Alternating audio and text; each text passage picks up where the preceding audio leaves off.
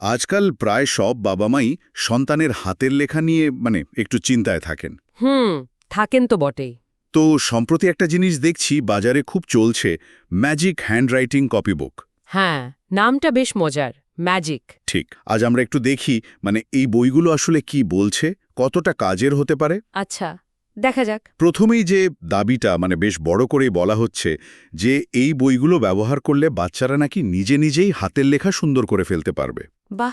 হ্যাঁ, আর এতে অভিভাবকদের তেমন আর মাথা ঘামাতে হবে না। এটা তো বেশ লোভনীয় প্রস্তাব অভিভাবকদের জন্য। কিন্তু ম্যাজিক ব্যাপারটা কি আসলে? সেটাই। আসলে এর বিশেষত্ব হলো কালিটা। বলা হচ্ছে এক ধরনের বিশেষ কালি আছে যা দিয়ে লিখলে ৫ থেকে ১০ মিনিটের মধ্যে লেখাটা ভ্যানিশ হয়ে যায়। ও আচ্ছা। হ্যাঁ, নিজে নিজেই অদৃশ্য হয়ে যায়।